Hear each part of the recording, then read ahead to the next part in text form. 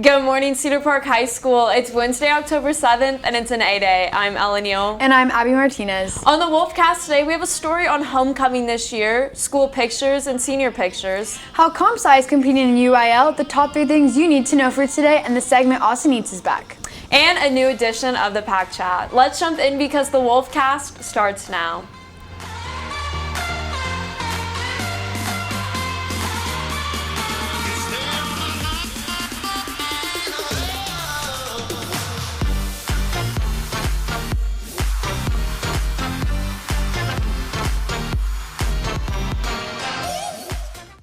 Due to safety reasons and COVID-19 restrictions, CPHS will not be hosting a homecoming dance this year.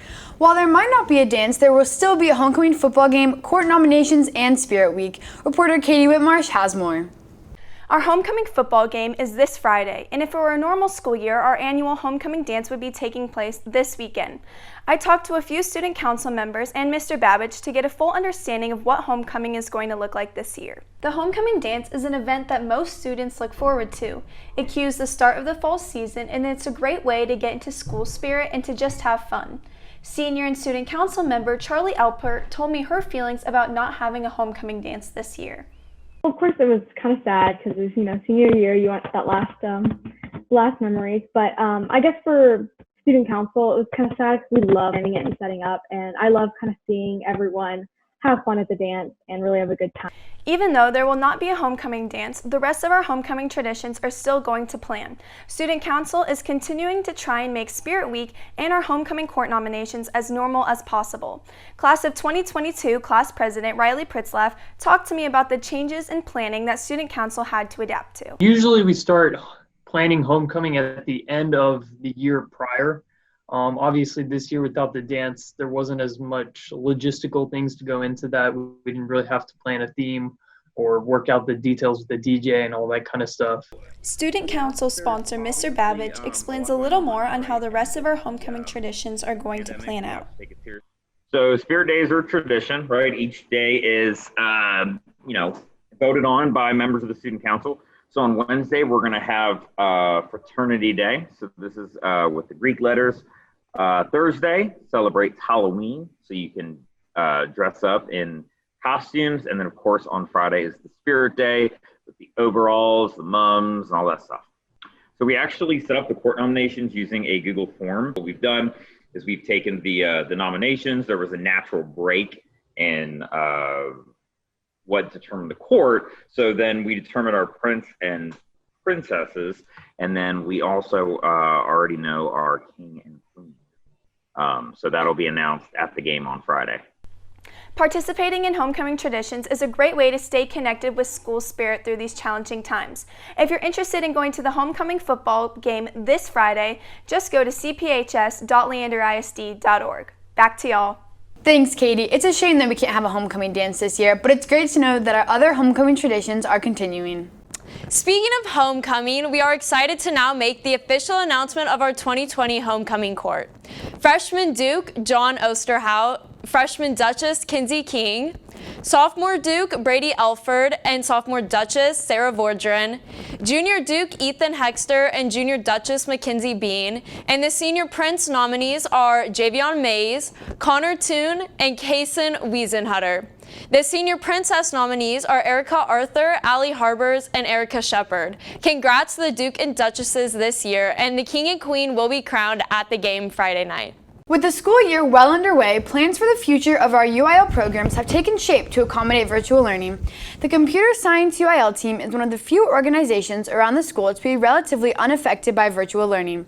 Currently, the team is planning on doing online testing in accordance to UIL rules. Online participation will bring about numerous differences in team activities and future competitions.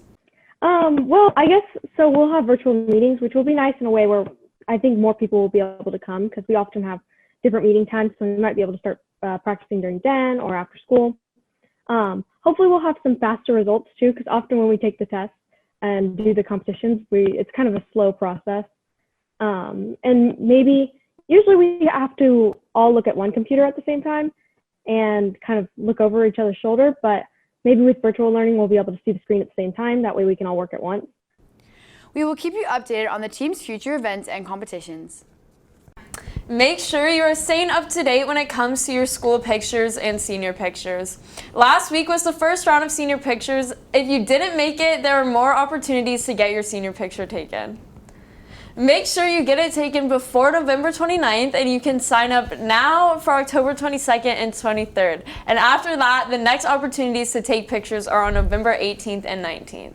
I think that Photo Texas has done a really good job of kind of changing their procedures to adapt to the new rules and social distancing and the masks and things like that. They have a really good plan in place. They've been working on it all summer, and senior pictures went really smoothly. So I would imagine that our school pictures will also go very smoothly. Underclassmen will have their pictures taken starting today, October 7th, and tomorrow, October 8th. If you are an in-person student, then your picture will be taken during your English class. If not, make sure to check your email for times you can go in to get it taken. Coming up next are your top 3 things. But first, a quick break. Smoky Moe's Barbecue, the best barbecue that money can buy. Proudly supporting Cedar Park High School.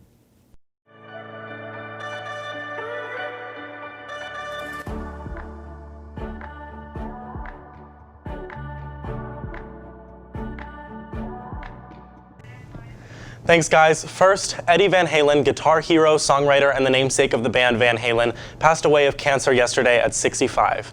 Despite the contentious relationships he often held with his bandmates, Eddie Van Halen created an inimitable sound that has influenced millions. His death was announced by his son Wolf on Twitter, who wrote, quote, "He was the best father I could ever ask for. Every moment I've shared with him on and off stage was a gift," unquote. Second, Americans are voting early in record-breaking numbers. We're 4 weeks away from the election and 4 million ballots have already been cast. At this time in 2016, only 75,000 ballots had been cast, a 50th of this year's numbers. Early voting data was collected by the United States Elections Project, which has predicted a record-breaking turnout of 150 million voters, 65% of the eligible voter population. If this were to happen, it would be the highest voter turnout since 1908. Lastly, a police officer in Wolf City, Texas has been arrested and charged for killing a man named Jonathan Price, who witnesses say was breaking up a fight at a gas station on Saturday night. Scott Bowman, an associate criminology professor at Texas State, describes a situation in which the police officer is almost immediately arrested and charged for murder as, quote, unheard of, unquote. With CPHS News, I'm Victor Martinez. Back to you guys. Thanks, Victor. Up next is a new edition of the Pack Chat. But first, this break. We are not just here to share announcements. We're here to tell stories. Your stories.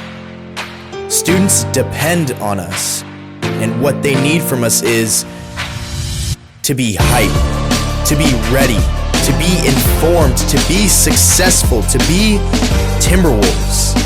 We are real news. We are sideline reporters, moment capturers, question askers, life sharers, cheers spreaders, and voice givers. And above all, we are students just like you, here to help you. We are journalism, newspaper, yearbook, and broadcast.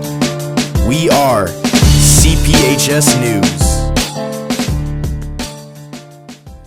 Welcome back to the Pack Chat, our student voice opinion segment. I'm joined today by my co-hosts Victor Martinez and Sam Mack, as well as our guest co-host Elizabeth Kors, as we discuss this week's most trending topics. With that being said, let's get started.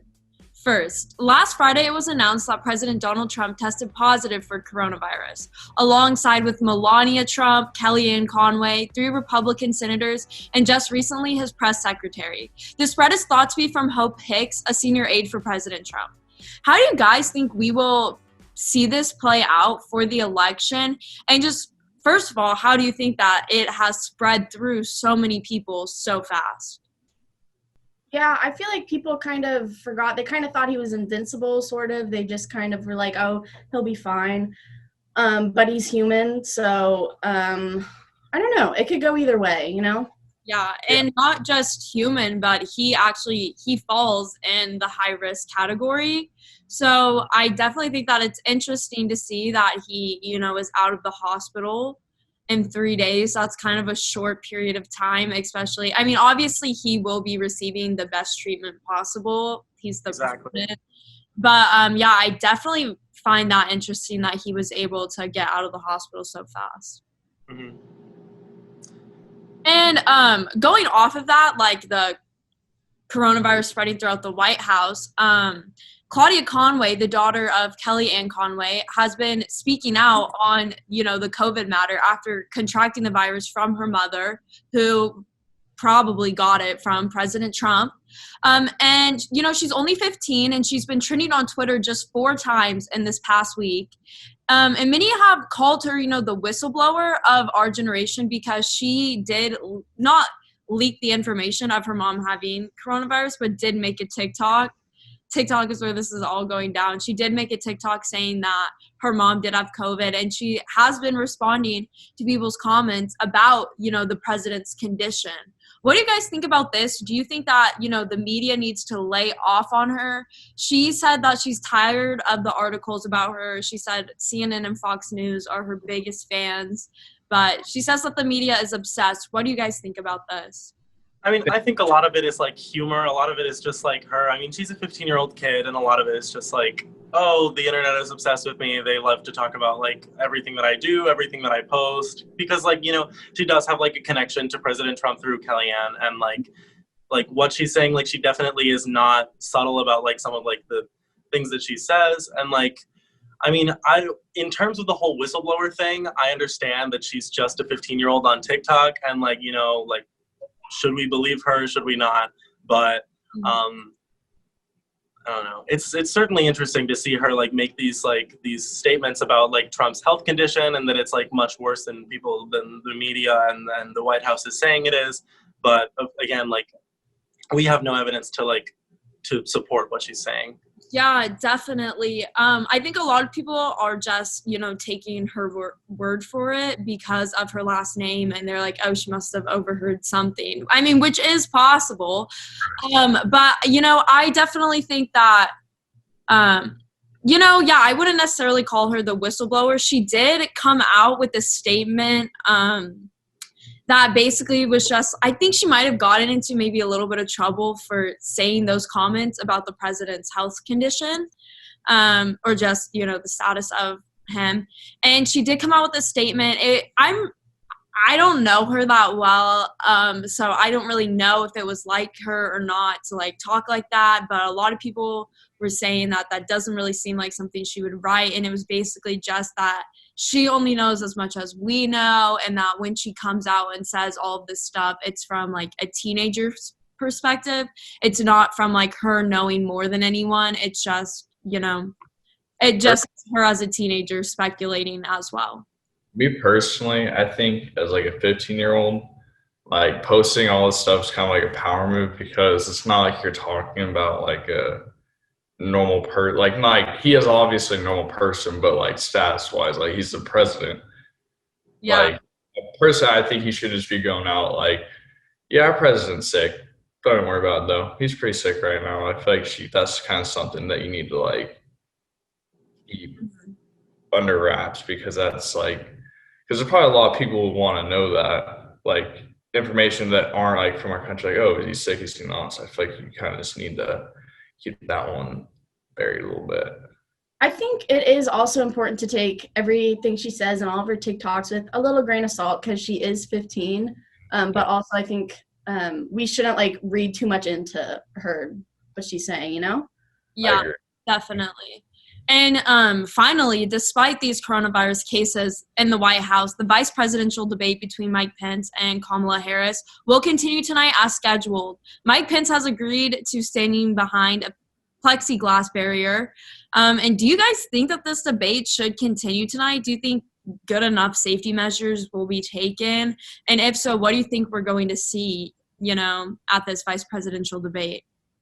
I mean, I think, honestly, personal opinion, I don't think they should have it. I think they should kind of wait a little bit. But obviously, I mean, they just want to get this over with. They want to get through it.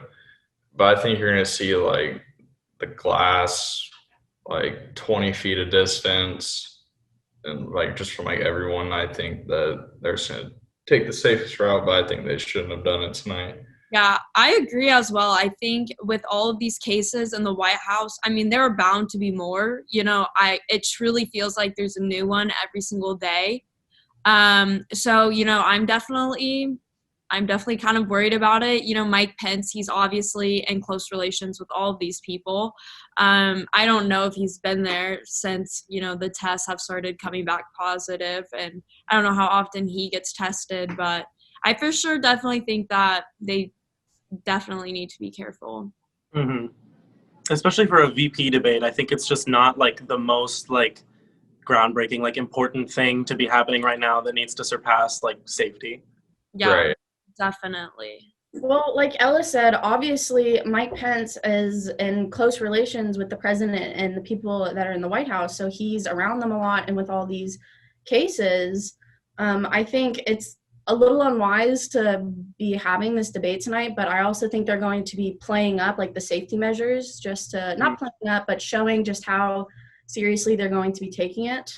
Like Sam said, like the 20 feet, you know, lots of glass. Yeah, I'm interested to see how they approach like that, like content in the debate, like in their actual discussion. Definitely. And that's all we have for today. Thank you all for tuning in, and remember, T-Wolf Pack, there's always time to chat. Thanks, Pack Chat host. Wondering what foods to try around Austin? A new episode of Austin Eats is up next. We're back and we're trying burgers today, Austin style. So we're going to P. Terry's, Top Notch Burgers, and Sandy's Burgers. So we're gonna let you know the fries and the burgers from all the places.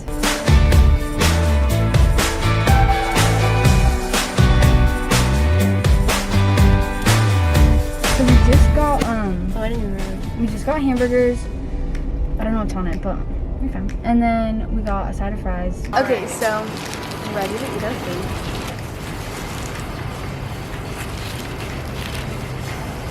It's really good. I like the bun. The bun's really Yeah, classic hamburger. Okay, so now we're trying the fries. They're pretty good. I've had better, but You can tell they're like fresh cut. yeah. And They're kind of like soft. Like some of them are crispy, some of them are soft. Yeah. Okay, so we just got the Top Notch Burger.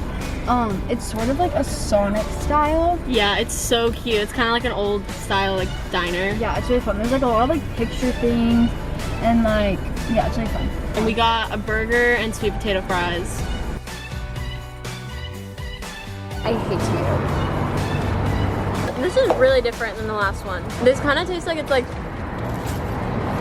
fresh from like the grill. It's definitely not as like fast foody. Like this tastes like it was made in like your backyard kind of. But I think it's pretty good. It has more of like a charred flavor. Yeah, if for you sure. would. We got sweet potato fries this time. Oh, these are so good. Fries are better for sure. Burger, it's a different like flavor. It's just a different kind. I feel like it's kind of dry. We're at Sandy's. We got the goods. I'm getting McDonald's vibes. Oh, they're like chewy. They taste just like McDonald's fries. I feel like it tastes just like P. Terry's. That's similar to theirs. It's pretty good. This place is more known for their like ice cream, but this is still really good. It's got the more of a grilled. It tastes like a mix of the two. Yeah, I feel like this one is a mix. It's like fast food, but also kind of grilled. Yeah. For the price, it's good. Yeah, I definitely come here again. Now fries, 0 out of 10. To our final rankings. So we're gonna rank fries and then we're gonna rank burgers. So for burgers, first is definitely P. Terry's. Yeah, definitely. It's a classic Austin burger place, and it's the best, honestly. Yeah. And then second was Sandy's. Sandy's, yeah. Yeah.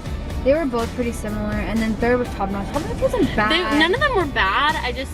The Sandy's and Top Notch were both just pretty like okay. Nothing too special about them. For fries, number one is definitely Top Notch. So Their good. sweet potato fries are so good. I highly recommend. 10 out of 10. And then second, P. Second is P. Terry's. And then third, Sandy's. Their fries were disgusting. Bad. It was like stale. Like it felt like they were like just frozen. Like, yeah. heated up, Not good. So yes, thank you for watching. Yeah, it's been fun.